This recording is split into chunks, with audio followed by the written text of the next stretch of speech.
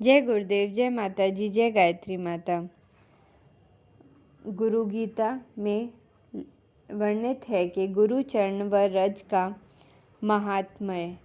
गुरु गीता के महामंत्र साधकों का पग पग पर मार्गदर्शन करते हैं, साधना की सुगम सरल सहज विधियां सुझाते हैं, साधकों को इस का बोध कराते हैं कि तुम क्यों इधर उधर भटक रहे हो, क्यों व्यर्थ में परेशान हो।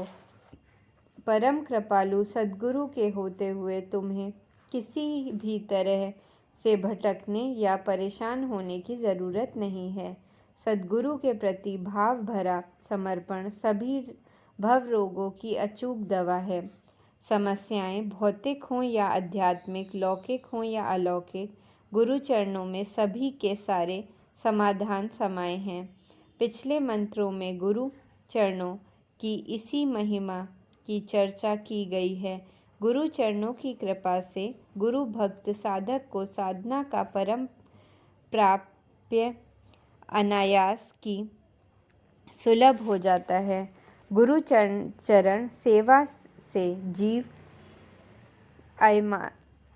अयमात्मा ब्रह्म के दुर्लभ बोध को सुगमता से पा लेता है। गुरु भक्ति से इसी भाव कथा को आगे बढ़ाते हुए देवों के भी परम देव भगवान सदाशिव आदि माता पार्वती से कहते हैं, सद्गुरु के चरणों का स्मरण करते हुए जल को सिर पर डालने से मनुष्य को सभी तीर्थ का स्नान का फल प्राप्त होता है। श्री गुरु चरणों का जल पाप पंख को सुखाने वाला और ज्ञान तेज के दीपक को प्रकाशित करने वाला है। गुरु चरण जल की महिमा से मनुष्य ठीक तरह से संसार सागर को पार कर जाता है। गुरु चरणों का जल पीने से अंतर्भूमि में गहराई से जमा हुआ अज्ञान का महावृक्ष जड़ से उखड़ जाता है। जन्म कर्म के बंधन का निवारण होता है। गुरु पादोदक के पान से साधक को ज्ञान वैराग्य की सहज सिद्धि होती है। भगवान भोलेनाथ के मुख से उच्चारित ये महामंत्र गहरे और गहन भाव से भरे हुए हैं। इनका श्रवण और पठन संभव है। सामान्य जनों को कुछ अतिशयोक्ति जैसा लगे, किंतु जो साधक इस पर मनन और निधिध्यासन करेंगे, उन्हें इन महामंत्रों से सत्य की प्रकाश किरणें फूटती अनुभव होंगी।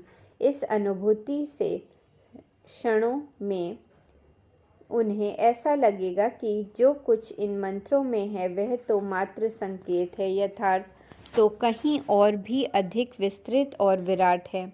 इसे सुस्पष्ट रीति से समझाने के लिए इन पंक्तियों में एक गुरु भक्त साधक की अनुभूति कथा प्रस्तुत की जा रही है।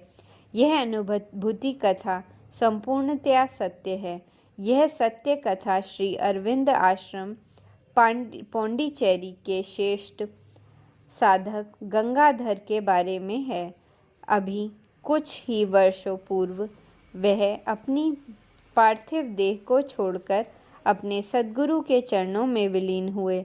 बातचीत के क्रम में उन्होंने अपने साधनामय जीवन का रहस्य बताते हुए कहा कि श्रेष्ठ सुगम किंतु सर्वाधिक फलदायी एवं प्रभावोत्पादक साधना अपने सद्गुरु के चरणों का चिंतन और ध्यान है। उन्होंने बताया कि जब मैं पौंडीचेरी आश्रम महर्षि अरविंद के पास आया, उस समय मेरी उम्र मात्र छोटी ही थी। पढ़ा लिखा कुछ खास था नहीं। सामान्य तमिल बोल पाता था। जिस समय वह अपना अनुभव बता रहे थे, उस समय भी उनकी आयु लगभग कम थी। तो अपने जीवन के बारे में बताते हुए उन्होंने कहा, श्री अरविंद से पहली बार मिलने पर उन्होंने पूछा, तुम यहाँ क्यों आए हो और क्या चाहते हो? उनके इन सवालों के जवाब में मैंने कहा, प्रभु, मैं नहीं जानता मैं यहाँ क्यों आया हूँ, नहीं मालूम मेरी चाहत क्या है। वैसे तो मैं काफ़ी गरीब हूँ, पर मैं इतना कह सकता हूँ कि मैं यहाँ केवल रोटी खाने के लिए नहीं आया। इस सरल उत्तर पर श्री अरविंद बहुत प्रसन्न हुए। उन्होंने माताजी से कहा कि यह लड़का अपने योग के लिए तैयार है। इसके बाद गंगाधर जी को आश्रम के कामों में लगा दिया गया। नाली साफ करना, गौशाला की सफाई जैसे साधारण काम उन्हें करने पड़ते थे। विगत यादों को कुरेदते हुए गंगाधर जी ने बताया कि मुझे दिए जाने वाले काम तो अति साधारण थे, पर मैं श्री अरविंद के चरणों का चिंतन करते हुए उसे भक्ति के साथ करता हूँ। काम के प्रति मेरा यही भाव था कि मैं आश्रम में साधारण काम नहीं बल्कि अपने सद्गुरु की व्यक्तिगत सेवा कर रहा हूँ। दिन महीने और साल बीतते गए। एक बार जन्मदिवस के अवसर पर माताजी से मिलना हुआ। प्रेम पूर्वक आशीष देते हुए माताजी ने पूछा, बोल, तुम्हें जन्मदिन के अवसर पर क्या चाहिए? उत्तर में मैंने विनम्रता से कहा, माँ, यदि आप कुछ देना चाहती हैं तो मुझे आप अपनी और श्री अरविंद की चरण रज एवं आप दोनों का चरण जल दीजिए। इस भक्तिपूर्ण आग्रह को माताजी ने स्वीकार कर लिया।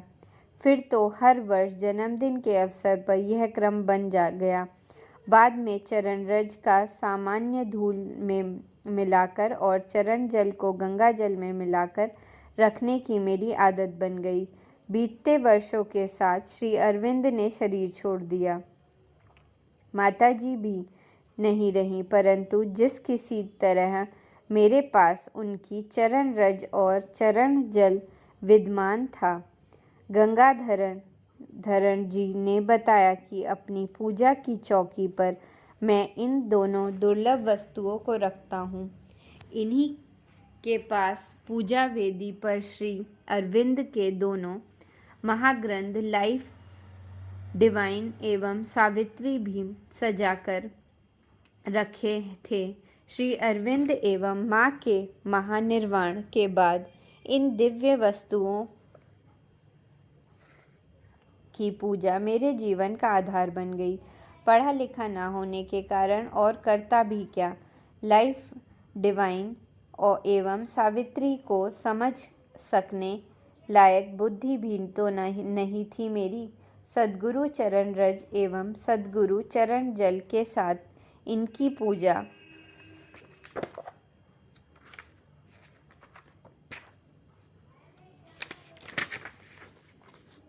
मेरा नित्य का कर्म था। साथ ही आश्रम के कामों को भी गुरु भक्ति समझकर करता था। एक दिन अपने सद्गुरु के बारे में सोचता हुआ गंगाधर जी का हृदय भर आया। वह सोचने लगे कि 17 साल की आयु में आए थे और 80 से ज़्यादा उम्र होने जा रही है, परंतु अभी तक कोई विशेष अनुभूति नहीं हुई। यही सोचकर वह पूजा स्थली पर गुरु चरण रज एवं चरण जल की पूजा करते हुए प्रार्थना करने लगे। हे अंतर्यामी गुरुदेव, हे जगन माता, मैं तो आपका अज्ञानी बालक हूँ, पढ़ना लिखना भी ढंग से नहीं जानता। जो आपने अपना दिव्य ज्ञान लिखा है उसे मैं पढ़ भी नहीं सकता। हे सर्व समर्थ प्रभु, मुझे तो बस आपकी कृपा का भरोसा है। उनकी यह भाव भरी प्रार्थना अनवरत चलती रही। आँखों से आंसू झरते रहे। पता नहीं कितनी देर तक यह क्रम चला। उन्हें होश तो तब आया जब स्वयं श्री अरविंद एवं माताजी अपने अति मानसिक शरीर से उनके पास आए। अति मानसिक प्रकाश से उनका कण कण भर गया। श्री अरविंद ने कृपा करके उन्हें अति मानसिक जगत की दिव्य अनुभूति प्रदान की। अपने इस स्मरण का उपसंहार करते हुए गंगाधरण ने मुझे कहा, मुझे तो